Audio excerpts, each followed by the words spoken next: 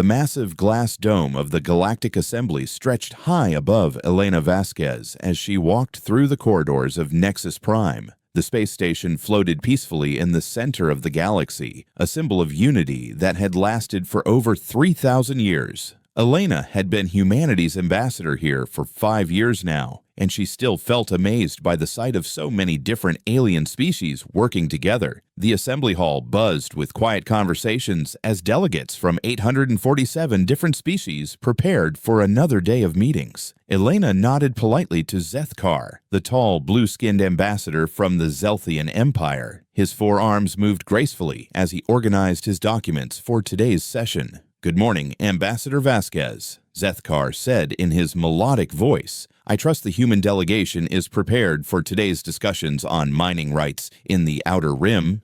"Always prepared," Elena replied with a smile. She had learned early that humans were expected to be enthusiastic, but not too eager. The other species seemed to enjoy their role as teachers guiding humanity through the complex world of galactic politics. Elena took her seat in the human section, which was positioned in what the assembly called the junior member area. Humans had joined the assembly 50 years ago, and they were still considered newcomers. The older species, like the ancient Veltar who had helped create the assembly, sat in the center where their voices carried more weight. The session began with the usual ceremonies. Prime Speaker Velthara, a graceful Veltar with silver skin and large black eyes, called for order. Her species was over 10,000 years old and had seen the rise and fall of countless civilizations. The Veltar were respected as the wise elders of the galaxy. "Today we review requests for technological advancement," Velthar announced. "All species must remember that progress must be controlled. The Assembly has maintained peace for 3 millennia by ensuring no one advances too quickly." Elena had heard this speech many times. The Assembly operated on a simple principle. Every species could only advance their technology to certain levels. Level 1 was basic tools and fire. Level 10 was advanced space travel and energy weapons. No species was allowed to go beyond Level 7 without permission from the entire Assembly. Humans currently held Level 6 technology, which allowed them basic faster-than-light travel and energy shields. They had applied to advance to Level 7 12 years ago, but the request was still under review.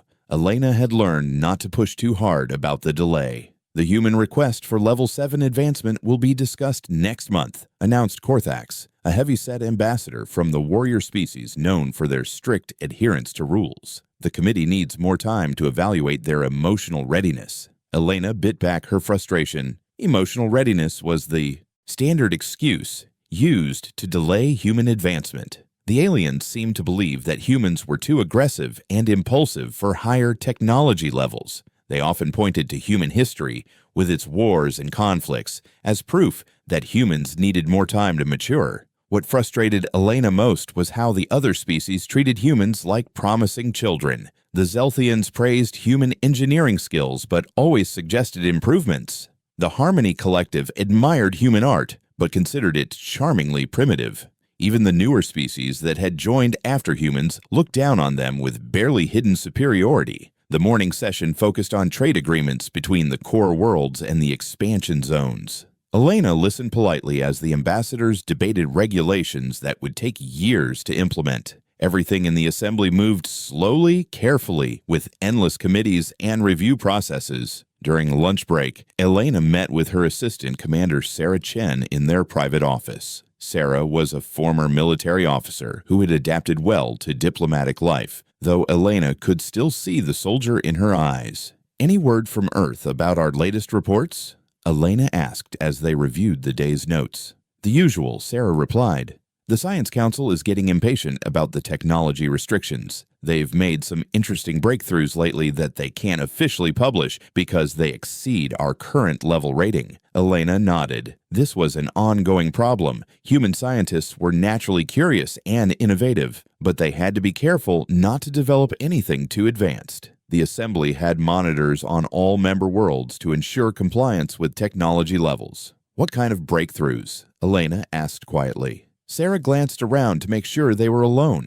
"Better fusion reactors, improved FTL drives, some interesting work in quantum communications. Nothing that violates our agreements, but getting close to the line." Elena felt a familiar mix of pride and frustration. Humans were capable of so much more than the assembly allowed, but they had agreed to follow the rules when they joined, and breaking those rules could mean expulsion from the galactic community. The afternoon session dealt with exploration rights in uncharted space. The assembly moved very carefully when it came to discovering new worlds or making contact with new species. Every first contact had to be approved by a special committee, and the process could take decades. Elena listened as Velthara explained the latest delay in exploring the Andromeda Spiral. The region shows signs of primitive civilizations, the Veltar ambassador said. We must wait until they reach appropriate development levels before contact. How long might that take? Asked Ambassador Thys from the Insectoid Hive Collective. Conservative estimates suggest 500 to 1,000 years. Velthara replied calmly. Elena almost choked on her water. 500 years of waiting for species that might be ready for contact now. But this was how the assembly worked. Better to wait too long than risk contaminating a developing civilization. As the day ended, Elena walked back through the corridors of Nexus Prime. The space station was beautiful, peaceful, and orderly. Every species had found its place in the grand design of galactic civilization. Conflicts were resolved through discussion, resources were shared fairly, and everyone followed the rules that kept peace. But as Elena looked out at the stars through the great windows of the station, she wondered what else was out there. How many species were the assembly ignoring because they developed too quickly? How many discoveries were delayed because of excessive caution? Elena had been raised to respect the assembly and its wisdom. Humans were lucky to be accepted into such an ancient and stable organization. But lately, she found herself asking dangerous questions. What if the assembly's way wasn't the only way? What if all this careful control was holding everyone back instead of keeping them safe? She pushed these thoughts aside as she prepared for tomorrow's sessions. Elena Vasquez was humanity's ambassador, and her job was to represent her species within the system they had agreed to join.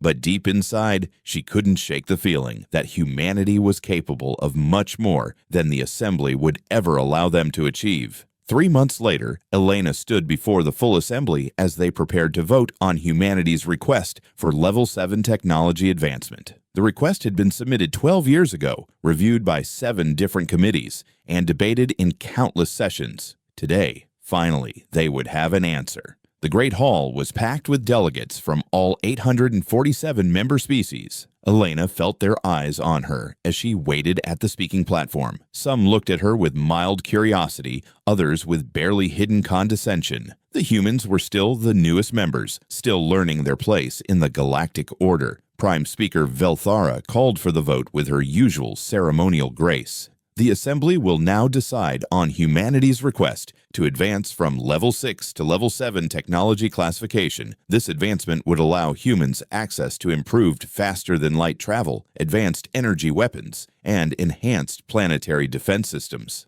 Elena held her breath as the voting began. Each species ambassador pressed a button on their console, green for yes, red for no. The massive display screens around the hall showed the results in real time. The first votes came from the core species, the oldest and most influential members of the assembly. One by one, red lights appeared on the screen. The Veltar voted no. The Zelthian Empire voted no. The Korthax Republic voted no. Elena watched as the pattern continued across the hall. When the voting ended, the main results were clear.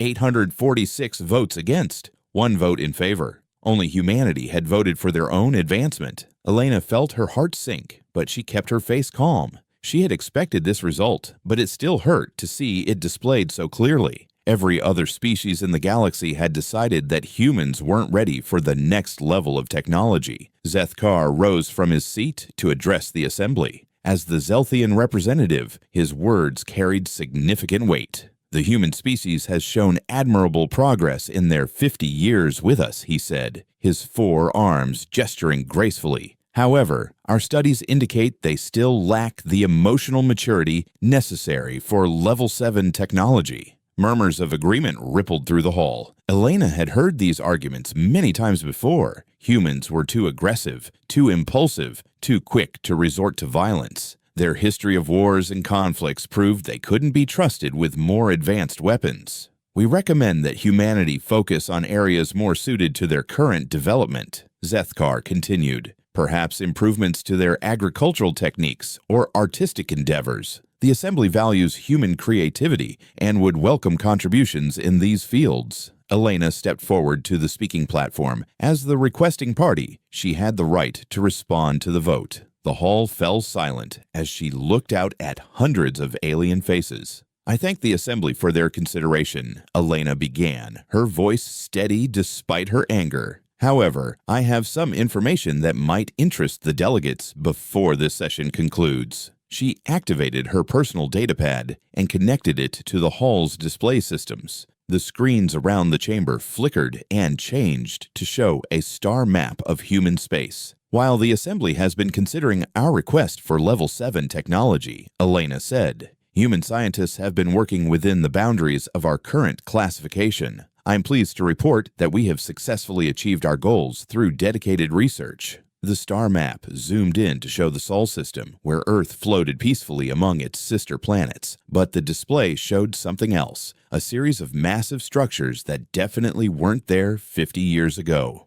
These are our new Level 7 faster-than-light drives, Elena announced. We completed them 6 months ago and have been testing them successfully ever since. A shocked silence filled the hall. Developing new technology without Assembly approval was technically legal but rarely done. Most species waited for permission before advancing. But Elena wasn't finished. She touched her datapad again, and the display changed to show specifications and test results that made several ambassadors gasp in surprise. Actually, Elena said, her voice growing stronger, I need to make a correction. These aren't Level 7 drives. According to the Assembly's own classification system, they would be rated as Level 12 technology. The hall erupted in noise. Level 12 technology was supposed to be impossible. Even the ancient Vailtar had only achieved Level 10, and they'd been spacefaring for thousands of years longer than humans. Prime Speaker Velthara stood up, her silver skin pale with shock.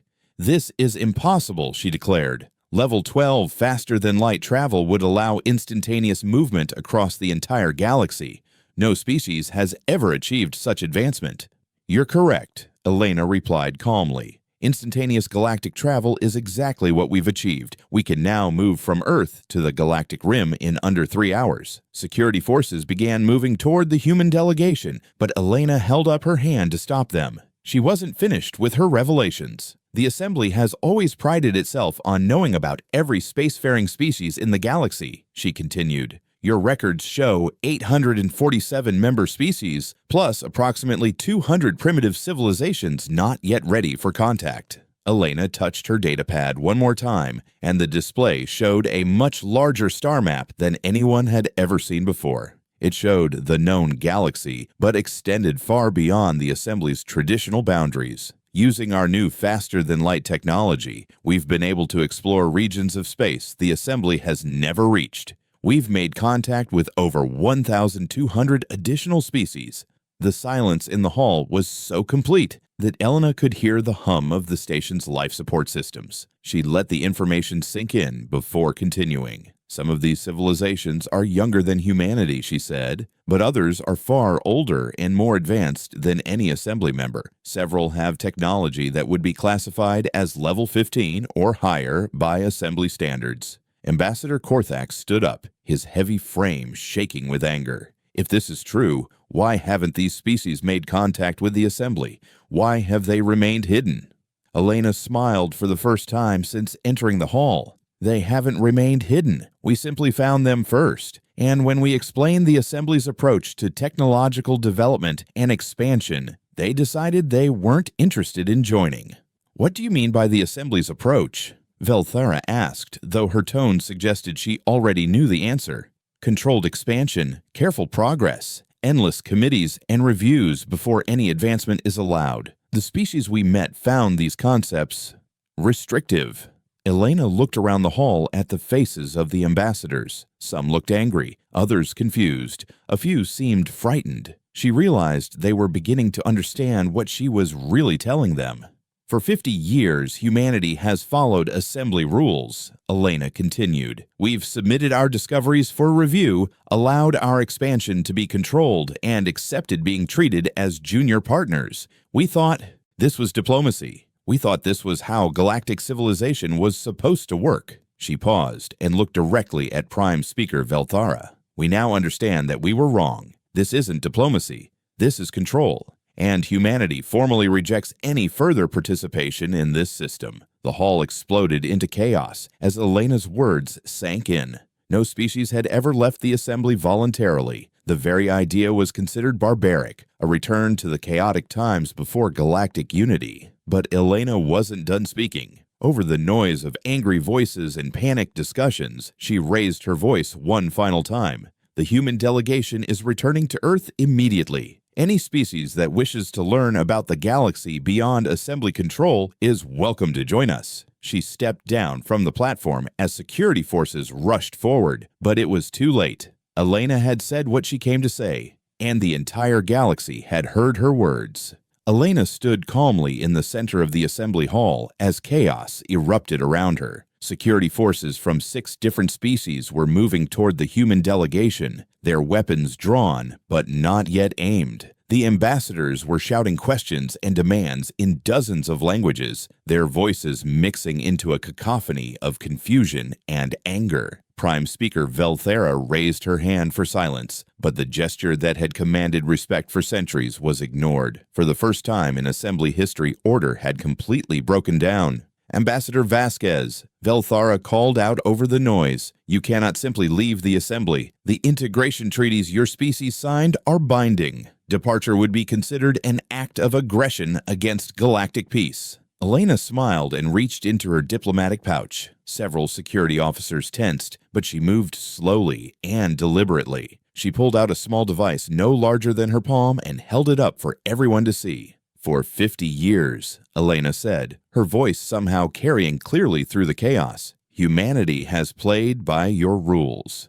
We've submitted our innovations for approval, allowed our expansion to be controlled, and accepted limitations that we could have broken at any time. She pressed a button on the device, and the air in the center of the hall began to shimmer. A low humming sound filled the chamber as reality itself seemed to bend and twist. The shimmer grew brighter and larger until it formed a perfect circle of swirling energy 15 feet across. Level 15 technology, Elena announced as the assembled delegates stared in shock. Instantaneous portal creation across unlimited distance. We developed this 18 months ago while waiting for permission to advance to level 7. Through the portal, the assembly could see impossible sights. A massive space station that dwarfed even Nexus Prime, surrounded by ships of designs they had never seen before. Cities that sprawled across entire continents, connected by bridges of pure energy. And species. Dozens of different alien races working together in ways the assembly had never imagined.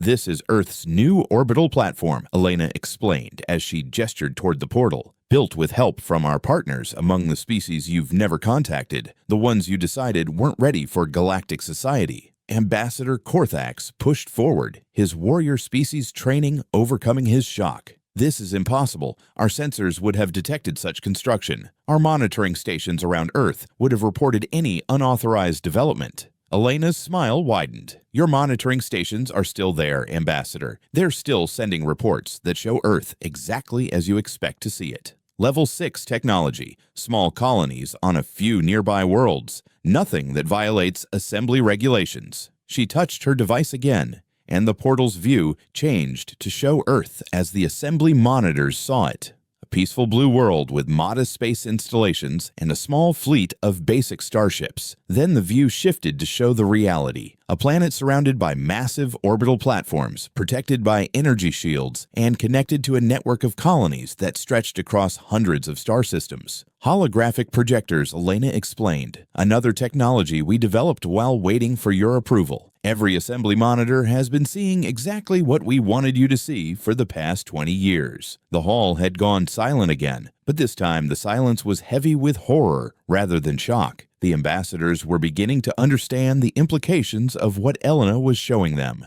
Humanity hadn't just advanced beyond assembly control, they had been deliberately hiding their true capabilities for decades. Commander Sarah Chen stepped forward to stand beside Elena. Behind her came the rest of the human delegation, moving with a confidence that none of the aliens had seen before. For 50 years, humans had acted like eager students, grateful for the assembly's guidance. Now they moved like equals who had been playing a part.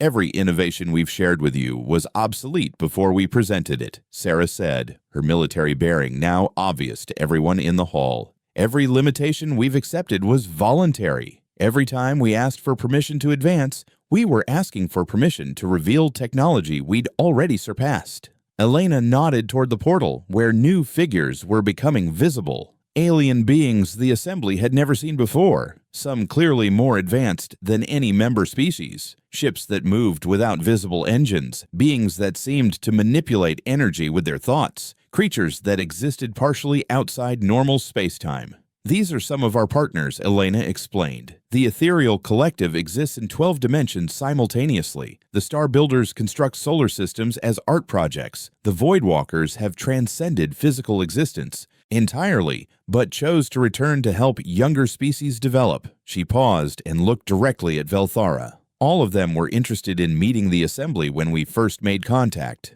But when we explained your approach to development and expansion, they decided to wait. They thought you might eventually outgrow the need for such restrictive control.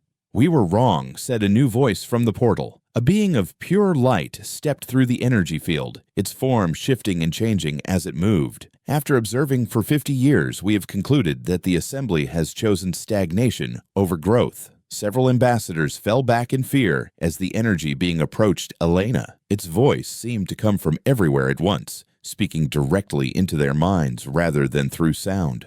I am a radiance of understanding, the being said. I speak for the Ethereal Collective and 17 other species that have been watching your assembly with interest. We had hoped to see progress toward higher development. Instead, we have seen only the maintenance of comfortable limitations. Elena turned to address the assembly one final time. The human delegation formally withdraws from the Galactic Assembly, effective immediately. We're returning to our people and our true level of civilization. She began walking toward the portal, followed by her delegation and the energy being. But before she reached it, something unexpected happened. Ambassador Thys of the Hive Collective stood up from her section. The insectoid being's multiple eyes glittered as she looked around the hall, then focused on Elena.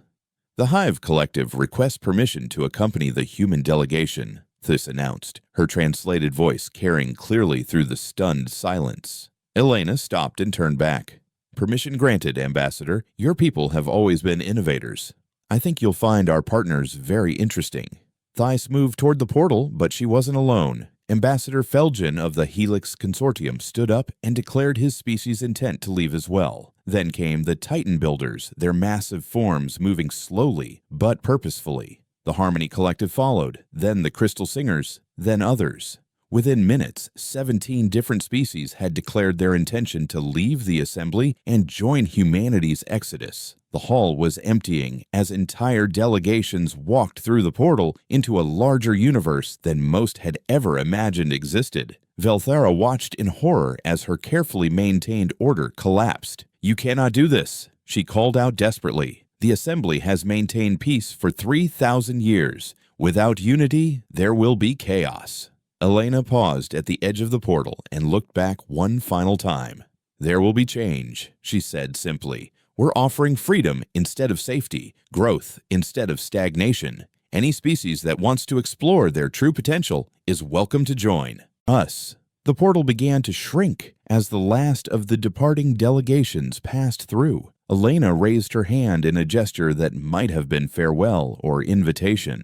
"The universe is much larger than you've allowed yourselves to believe," she said. "When you're ready to see it, you know how to find us." The portal closed with a soft sound like distant thunder, leaving the remaining assembly delegates alone in their great hall, staring at empty space where their carefully controlled world had begun to fall apart. 3 days after the human exodus, the Galactic Assembly faced its first crisis in over a millennium. Prime Speaker Velthara stood in the emergency council chamber, surrounded by holographic displays showing system failures across assembly space. The carefully balanced civilization that had taken 3,000 years to build was collapsing faster than anyone had thought possible. Report from the Outer Rim sectors, announced Administrator Quelnox, his normally steady voice shaking with stress. All 17 Helix Consortium trade stations have gone offline. Their automated systems are shutting down one by one. Velthara studied the data streaming across her screens. The Helix Consortium had controlled 30% of all galactic trade routes. Without their stations, cargo ships were stranded between star systems, unable to refuel or resupply. Entire sectors were facing shortages of basic necessities. "What about the communication networks?" she asked, though she already suspected the answer. "The Harmony Collective managed all interspecies translation protocols," Quelnox replied. "Without their systems, most species can no longer communicate with each other directly. We're back to using basic translation computers that can't handle complex diplomatic language." The irony wasn't lost on Velthara. The Assembly had prided itself on unity, but that unity had depended entirely on species that had now abandoned them. The departing civilizations had taken with them the infrastructure that made galactic cooperation possible. "Sir," called out another aide, "we're receiving reports from the Titan Builder worlds. All their deep space construction projects have stopped. The workers are gone." Velthara closed her eyes in frustration. The Titan Builders had maintained most of the Assembly's space stations, orbital platforms, and asteroid mining facilities. Without them, critical infrastructure would begin failing within months. Already several smaller stations were reporting problems with their life support systems. "How many species left with the humans?" she asked, though she had been avoiding this question for days. 17 confirmed departures," Quelnox answered quietly. "But the real problem isn't the number, it's which ones chose to leave." He activated a holographic display showing the Assembly's organizational structure. Red markers indicated the species that had departed, and the pattern was devastatingly clear. Almost every species that had left controlled some vital aspect of galactic civilization: the Helix Consortium, interstellar trade and logistics; the Harmony Collective, communication and translation; the Titan Builders, construction and engineering; the Crystal Singers, energy distribution networks; the Flow Runners, faster-than-light message delivery; the Star Mappers, navigation and stellar cartography. They didn't just leave, Velthara realized with growing horror. They took our entire technological foundation with them. "It gets worse," Quelnox said reluctantly. "We've been trying to contact the departed worlds to negotiate some kind of emergency assistance, but the worlds are empty." Empty. Every single planet, station, and colony belonging to the departed species has been evacuated completely. There's no one left to negotiate with. Velthara stared at the data in disbelief. Entire civilizations didn't just vanish overnight. Moving billions of beings across interstellar distances should take years, even with the most advanced technology the Assembly knew about. But then she remembered Elena's demonstration. Level 15 portal technology that could move anything, anywhere, instantly. Humanity hadn't just been hiding their advancement. They had been capable of evacuating entire star systems at will. "How long before critical systems start failing?" she asked. "The trade networks are already down," Quelnox replied. "Communication between distant sectors will be severely limited within days. Deep space construction will halt within weeks. Energy distribution to the Outer Rim will fail within months." An urgent alarm sounded in the chamber. One of the communication officers looked up from his station with panic in his eyes. "We're receiving multiple distress signals from the border sectors," he announced. "Ship movements detected along the expansion zone boundaries. Large formations, unknown configuration."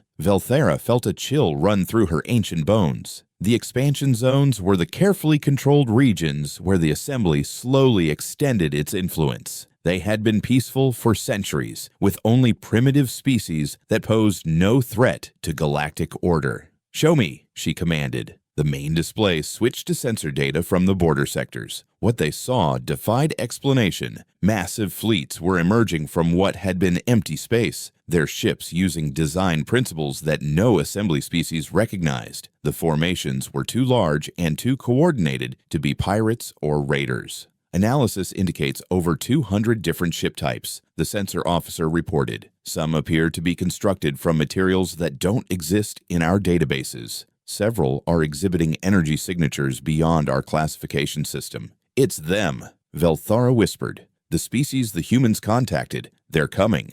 As if responding to her words, the communication system activated with an incoming message. The screen showed Elena Vasquez standing on what appeared to be the bridge of a ship unlike anything the assembly had ever seen. Behind her stood beings that sparked recognition and terror in equal measure. "Prime Speaker Velthara," Elena said with formal politeness. "I hope this message finds you well. I'm transmitting from the exploration vessel New Horizons, currently leading a joint expedition to the regions of space you call the expansion zones." The camera panned to show the beings standing with Elena, creatures of living energy, beings that seemed to exist in multiple dimensions simultaneously, entities that appeared to be made of crystallized time. Each one represented a level of advancement that made the assembly's most ancient species look primitive.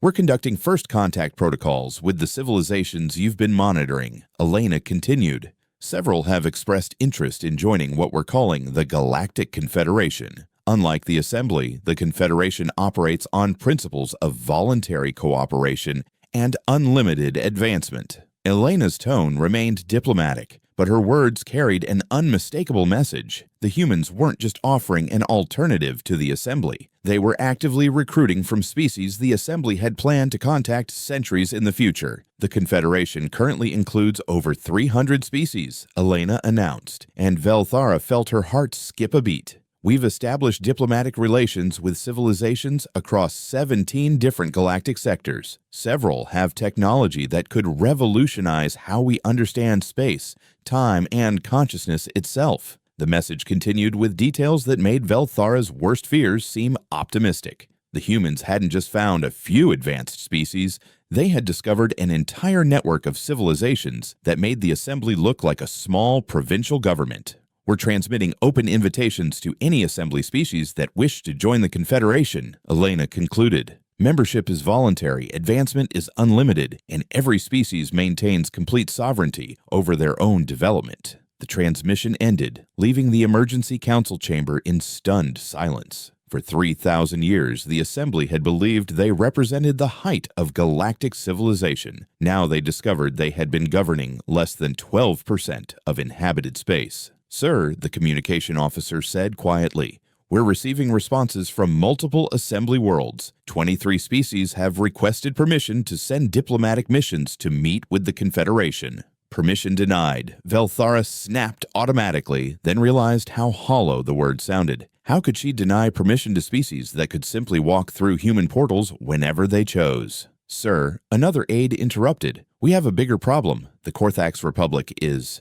officially requesting withdrawal from the Assembly. They want to join the Confederation." Velthara sank into her chair as the reports continued. The carefully controlled order she had spent centuries maintaining was unraveling before her eyes. Species that had never questioned Assembly authority were now demanding the freedom to advance at their own pace. The humans had done more than leave the Assembly. They had shown the galaxy what was possible beyond the comfortable cage of controlled development. And once that door was opened, Velthara realized with growing dread there might be no way to close it again. 6 months after the Exodus, Ambassador Elena Vasquez returned to Nexus Prime. But this time, she didn't come as a supplicant seeking Assembly approval. She arrived as an equal, representing a power that the Assembly was only beginning to understand. Elena's ship materialized next to the space station without any warning from sensors or traffic control. The vessel simply appeared from nothing, phasing through the Assembly's defensive shields as if they were made of light. The ship itself defied every principle of engineering the Assembly understood.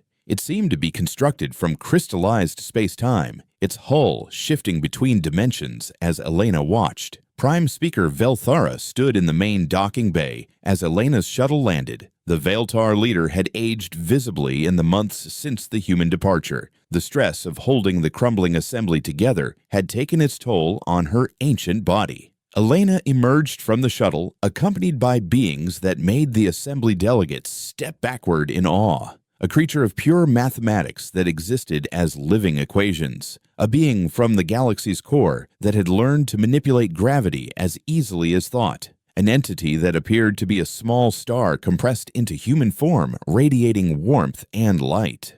Prime Speaker Velthara, Elena said with genuine respect as she approached the Veiltar leader, "Thank you for agreeing to meet with us. I know these have been difficult months for the Assembly." "Difficult is an understatement," Velthar replied, her voice heavy with exhaustion. 67 species have formally requested to join your confederation. Our trade networks have collapsed. Our communication systems are failing. Half our deep space infrastructure is shutting down. Elena nodded sympathetically. "We're aware of the problems our departure has caused. That's part of why I'm here." They walked through corridors that had once bustled with activity, but now felt empty and echoing. Many species had recalled their ambassadors, either to join the Confederation or to isolate themselves while they decided what to do. The Great Assembly that had once governed nearly 1,000 species was shrinking daily. "I've brought some friends I'd like you to meet," Elena said as they entered a private conference room. She gestured to her companions, each of whom radiated power that made the air itself seem charged with possibility. "This is Axiom of Infinite Recursion," Elena said, indicating the mathematical entity. "They represent the equation builders, who have learned to program reality itself using pure mathematics." The being spoke, though its voice came from everywhere at once. "We have observed the Assembly's approach to development with interest. Your emphasis on controlled advancement shows wisdom, but also unnecessary limitation." Elena continued the introductions. Gravity Singer of Depths comes from the Void Architects, who construct stellar phenomena as artistic expression, and this is Plasma Heart Ascending, who speaks for the Core Dwellers. Velthara stared at beings whose very existence challenged everything she thought she knew about the universe. "How long have these civilizations existed?" she asked quietly. "The equation builders predate your galaxy's formation," Elena replied casually. "The Void Architects helped design the galactic spiral arms. The Core Dwellers have been nurturing new star formations for longer than most species can count." She activated a holographic display that showed a map unlike anything the Assembly had ever seen. It depicted not just their galaxy, but neighboring galaxies' dimensional layers and regions of space that existed outside normal physics. The Galactic Confederation currently includes over 2,000 species across 17 galaxies, Elena announced. "We've made contact with civilizations that exist in parallel dimensions, beings that live between the moments of time, and entities that have transcended physical existence entirely." Velthara felt her worldview crumbling as she stared at the display. The Assembly had governed what they believed was the pinnacle of galactic civilization. Now she realized they had been managing a tiny corner of a universe so vast and complex that her mind could barely grasp it. "Why are you showing me this?" Velthara asked. "Have you come to gloat over our collapse?" Elena's expression grew serious. "We've come to offer you a choice, Prime Speaker. The same choice we offered 6 months ago, but with better understanding of what it means." She touched the holographic controls, and the display changed to show detailed information about every Assembly species, charts showing their technological potential, psychological profiles, cultural strengths, and areas where they could contribute to a larger galactic community. "Every species in the Assembly has capabilities you've never explored," Elena said. "The Veiltar could develop temporal manipulation technology. The Zelthians could master dimensional engineering. The Korthax could create defensive systems that protect entire star clusters." "But those advancements would be dangerous," Velthara protested. "Unlimited development leads to chaos, conflict, destruction." Plasma Heart Ascending spoke for the first time, their voice like the whisper of solar wind. "We have seen countless civilizations face this choice. Some choose growth and discover wonders beyond imagination. Others choose safety and slowly fade into irrelevance. The Assembly has maintained peace for 3,000 years, Velthara said desperately. "That achievement means something." "It means everything," Elena agreed. "That's exactly why we want you to join the Confederation." She changed the display again to show the Confederation's organizational structure. Instead of the rigid hierarchy the Assembly used, it showed a flexible network of voluntary partnerships and mutual assistance agreements. The Confederation doesn't govern its members, Elena explained. We facilitate cooperation between species that want to work together. Some focus on exploration, others on research, still others on artistic expression. The Veltar's experience in maintaining peaceful relationships would be invaluable. Elena looked directly into Velthara's eyes. We're not here to destroy the assembly. We're here to help it evolve into something greater. What are you proposing? Velthara asked, though part of her already knew the answer. Full membership in the Galactic Confederation for any assembly species that chooses to join, Elena replied. You would maintain complete sovereignty over your own development. No species would be required to advance faster than they're comfortable with, but no species would be prevented from reaching their full potential either. Elena activated one final display, showing the resources and knowledge the Confederation was willing to share. Technologies that could heal damaged worlds, extend lifespans indefinitely, allow consciousness to explore different dimensions, and achieve wonders that the Assembly's rigid classifications had never imagined possible. The universe is vast enough for everyone to find their own path, Elena said. Some species will choose rapid advancement. Others will prefer steady development. Some will explore the outer dimensions. Others will focus on perfecting their home systems. The only requirement is that everyone respects each other's choices. Velthara looked around the room at beings whose existence proved that the Assembly's limitations had been self-imposed. For 3 millennia, her people had believed that careful control was the only way to prevent chaos. Now she saw species that had transcended chaos entirely by embracing unlimited possibility. If the Assembly agrees to join, Velthara asked slowly, what guarantees do we have that the Confederation won't become as rigid as we did? Elena smiled. The same guarantee humanity gave you 50 years ago when we joined the Assembly. The promise that we'll work together as equals, learn from each other's mistakes, and help each other become more than any of us could be alone. She stood up and extended her hand to the Veltar leader. The choice is yours, Prime Speaker. You can try to maintain what's left of the old Assembly, keeping your remaining species safe within familiar limitations. Or you can step forward with us into a universe larger and more wonderful than any of us has ever imagined. Velthara stared at Elena's outstretched hand. Around her, beings of impossible power waited patiently for her decision. Outside, the Assembly was dying as species chose growth over stagnation. The old order was ending whether she participated or not. With a deep breath that seemed to carry the weight of 3,000 years of tradition, Velthara reached out and took Elena's hand. The Assembly formally requests to join the Galactic Confederation, she said, her voice growing stronger with each word. As equal partners in whatever comes next. Elena's smile lit up the room like a second sun. Welcome to the universe, Prime Speaker. You're going to love what we've discovered out here. Through the conference room windows, new ships began appearing around Nexus Prime. Vessels from across the galaxy carrying species eager to welcome the Assembly into a community based on cooperation rather than control. The galaxy held its breath as a new era began, one where the only limits were those that each species chose for themselves.